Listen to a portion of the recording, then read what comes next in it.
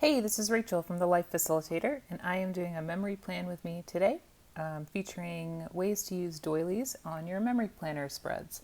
Um, I am starting with a little bit of watercolor, and I am just flicking it around the page. This watercolor set came from a Cocoa Daisy kit from March of 2019, but you could use any watercolors to do this. You could also do this with acrylics, I believe.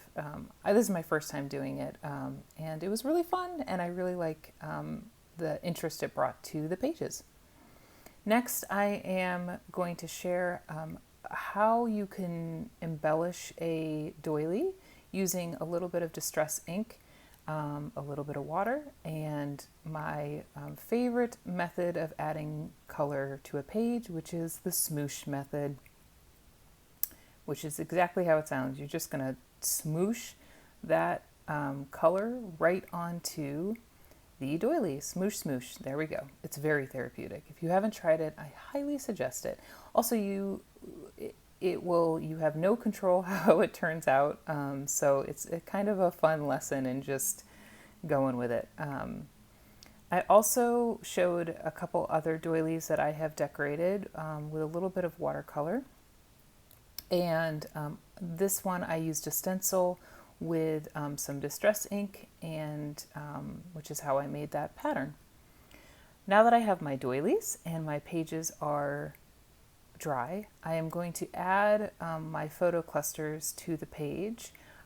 Each photo and slash photo cluster will have its own doily, and I will vary the placement of the doily as it relates to the photos.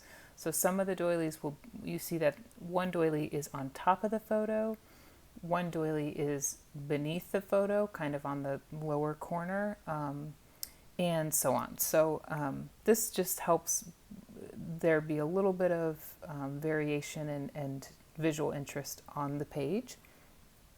And I like using the doilies because it creates kind of like a base for building your clusters, and just a fun little addition. And so once I have a general sense of where the photo and doilies are going to go, I'm going to add a little bit of adhesive to the doilies and to the photos. These photos I will not adhere completely down because I will be removing them because the photo quality printed poorly because my printer ran out of ink. And so I'm going to, once I get new ink in my printer, I will reprint these photos, and then pull the photos that are on the page, I will pull them off. So I'm very lightly adhering the photos down so that they can be removed. If I waited until, I actually got the new photo ink, I was afraid that I might like lose steam with the project. So I wanted to just go with what I had, and the photos aren't that bad. It's just there's like when you run out of ink, the photos just aren't as good. So adding my little doilies, I moved a few of them around. I felt like that coffee cup was a little heavy on the bottom of the page. And once all the photos are adhered down, I will move on to embellishing.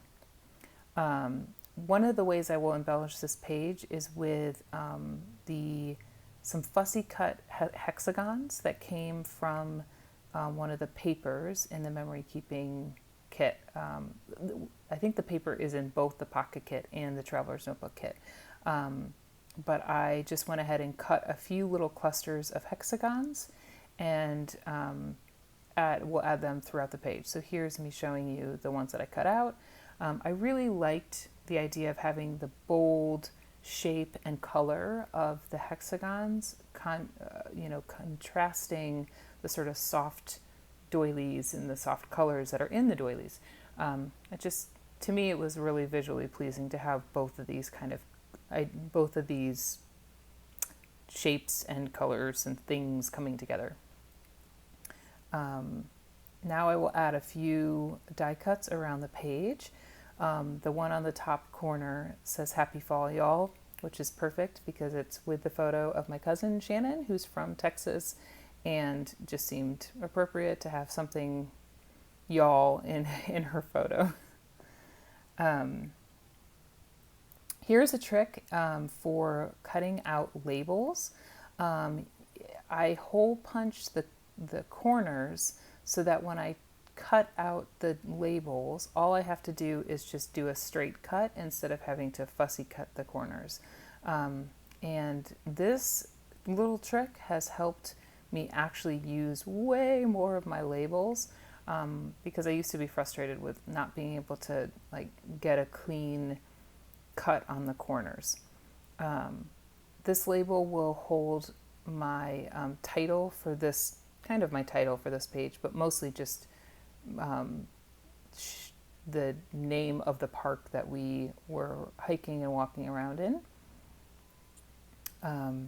So it's a pretty basic name, River Mill Park, but I wanted to remember that. In my couple years of memory keeping, I'm realizing more and more that I like having the names of like restaurants and places we went to, like specific names instead of we walked around a park. It's nice to have like the actual name of it. And so I have the first part, and then I will write park with the Le Pen pen that came in this month's kit, Cocoa Daisy kit. And I was so pleased with this pen that I will use the pen for all of the journaling for the rest of this layout. I love a felt tip pen, and I also liked that it was a color that was not like really flashy, but worked super well with this spread, because as you can see, there's almost no black in this spread, and I normally do journaling in black, and so having the brown pen was a perfect substitution. So here is what the final spread looks like with the journaling. I love how it turned out all the fall vibes, and I hope you enjoyed watching, and make sure to check out the blog post that goes with this spread. And yeah, if you liked this video, give it a thumbs up and subscribe to my channel. Thanks so much for watching, and I'll see you in my next one.